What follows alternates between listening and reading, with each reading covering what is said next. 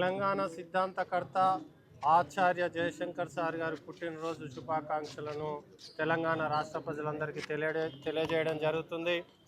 భౌగోళిక తెలంగాణ సాధించుకున్నాం. బహుజన తెలంగాణ సాధనతోటే ఈ BC SC ST మైనార్టీల బతుకులు మారుతాయని చెప్పినటువంటి జయశంకర్ సార్ యొక్క ఆశయాలు నెరవేరాలంటే సామాజిక తెలంగాణ నిర్మాణం జరగాలి. అందులో బ్లూ ఇండియా పార్టీ కీలక పాత్ర పోషిస్తుందని, సామాజిక తెలంగాణను సామాజిక న్యాయాన్ని అందించే దిశగా అడుగులు వేస్తుందని సందర్భంగా తెలియజేస్తూ, ఇటీవల కాలంలో తెలంగాణ రాష్ట్రంలో బీసీలు మరి బహుజన కులాలపైన కుల వివక్షతతో కూడినటువంటి దాడులు, బీసీల అస్తిత్వం పైన దాడులు, బీసీల ఆర్థిక వ్యవస్థలపైన దాడులు, బీసీల రాజకీయ వ్యవస్థలపైన దాడులు కొనసాగుతుండడాన్ని బ్లూ ఇండియా పార్టీ ఈరోజు ఖండిస్తుంది. భారత రాజ్యాంగం అందరికీ సమానత్వంగా జీవించే హక్కును, సమానత్వాన్ని కలిగించినప్పటికీ బీసీలకు రాజ్యాంగంలో ప్రత్యేకమైనటువంటి చట్టాలు లేని కారణంగానే ఈరోజు ఈ దాడులు కొనసాగుతున్నాయి. ఇంకొకటి, ఈ రాష్ట్రాన్ని పాలిస్తున్నటువంటి అగ్రకులాలు, అగ్రకుల పార్టీల యొక్క దురహంకారపూరితమైనటువంటి విధానాల కారణంగానే ఇలా బీసీల పైన దాడులు జరుగుతున్నాయి. మరి ఆనాడు సాధించుకున్న తెలంగాణలో కేసీఆర్ బంగారు తెలంగాణ పేరుతో బహుజన తెలంగాణ రాకుండా మోసం చేస్తే, ఈనాడు రేవంత్ రెడ్డి దొరల తెలంగాణ వద్దు, ప్రజా తెలంగాణతోటే ప్రజలకు న్యాయం జరుగుతుందని చెప్పి ఓట్లను కొల్లగొట్టుకొని ఈరోజు రాష్ట్రంలోకి అధికారంలోకి రావడం జరిగింది.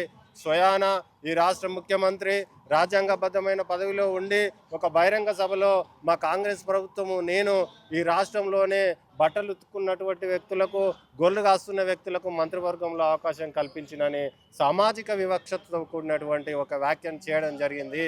ఈ కుల దురంకార పూరితమైనటువంటి వ్యాఖ్యలు కొనసాగుతూనే ఉన్నాయి. వీటిని పూర్తిగా ఖండిస్తూ ఈరోజు జరిగినటువంటి ఒట్టె జానయ విషయంలో, వజ్రా రైస్ మిల్లు విషయంలో కేసు ఏదైతే ఉందో అది రాజకీయ ఉద్దేశపూర్వకంగా జరిగినది, కుట్రపూరితంగా జరిగినది. ఎందుకంటే వేల మిల్లులు కలిగినటువంటి ఈ తెలంగాణ రాష్ట్రంలో అనేక మంది బకాయిలు చెల్లించవలసింది ఉన్నదని చెప్పి రాష్ట్ర మంత్రివర్గంలో నుంచి మంత్రిగా ఉన్నటువంటి ఉత్తమ్ కుమార్ రెడ్డి ప్రకటించడం జరిగింది. 13,000 కోట్లకు పైగా బకాయిలు రావాలి, వసూలు జరుగుతలేవు, 6,000 కోట్లకే జరిగినాయి, కొంత అవినీతి జరిగిందని చెప్తున్నటువంటి మంత్రి గారు మరి ఒట్టె జానే విషయంలో ఎందుకు ఇంత సీరియస్గా తీసుకోవడం జరుగుతుంది? వజ్రా రైస్ మిల్లు అవినీతి జరిగితే న్యాయపరంగా మేము పోరాటం చేయాలంటున్నాం. న్యాయపరంగా చర్యను తీసుకోవాలి. ఏసీబీ రైళ్లు న్యాయపరమైన అయినప్పుడు మిగతా మిల్లుల విషయంలో ఏసీబీ రైళ్లు ఎందుకు జరుగుతలేవు? మిగతా ఓసీ కులాల జరుగుతున్నటువంటి మిల్లులో జరుగుతున్న అవినీతి ఎందుకు బయటకు వస్తలేదు? ఒక చిన్న మిల్లు నడుపుతున్నటువంటి ఒట్టె జానే పైన ఎందుకు ఇంత చర్యలు? పెద్ద మొత్తంలో అవినీతి జరిపినటువంటి మిగతా మిల్లుల లిస్టుని ఎందుకు మీరు బయట పెడతలేరు? ఇలా తప్పులేదు. నేనేమంటున్నా, తప్పు జరిగితే 17 కోట్ల అవినీతి జరిగితే దాని మీద చట్టరీత్యా చర్య తీసుకోవాల్సిందే. కానీ చిన్న చేపను బట్టి పెద్ద తిమింగళాలను ఎందుకు వదిలేస్తున్నావు? 95% రైస్ మిల్లులు ఓసీల చేతుల్లో ఉన్నప్పుడు 13,000 కోట్లలో వారి వాటాని ఎక్కువ ఉన్నప్పుడు వారందరిని ఎందుకు బయటకు తీస్తున్నావు? ఇలా కుటుంబ సభ్యులను ఒట్టేజానే విషయంలో ఎందుకు వేధిస్తున్నావు? అంటే కులాన్ని బట్టి శిక్ష ఉంటుందా? సామ్రాట్ అశోక్ని కాలంలో వరకు వర్ణాన్ని బట్టి శిక్ష ఉండేది. సామ్రాట్ అశోకుడు ఒకే శిక్షకు ఒకే దండం తెచ్చి సమతా రాజ్యాన్ని స్థాపించిండు. ఇలా డాక్టర్ బిఆర్ అంబేద్కర్ రాసిన రాజ్యాంగం ద్వారా మనం పాలన కొనసాగించుకుంటున్నప్పుడు అందరికీ ఒకే రకమైనటువంటి శిక్షను విధించమని మేము అడుగుతున్నాం. ఇలా బీసీల విషయంలో ఇంత ఆతృత ఎందుకని మేము అడుగుతున్నాం. ఇలా ఒట్టెజానే రాజకీయంగా ఎదుగుతున్నానే, బీసీలను చైతన్యం చేస్తున్నానే, వాళ్లకు ఒక స్థానాన్ని కోల్పోయి ఇలా నల్లగొండ నుంచి మరో బీసీ ఎమ్మెల్యే తయారవుతుందనే ఉద్దేశపూర్వకంగానే వాళ్ళు చేస్తున్నారని మేము భావిస్తున్నాం. ఏది ఏమైనా మీరు ఎన్ని కేసులు పెట్టినా కూడా తలొక్కేది లేదు. బీసీలో రాజ్యాధికార కాంక్ష అనేది రగులుతుంది.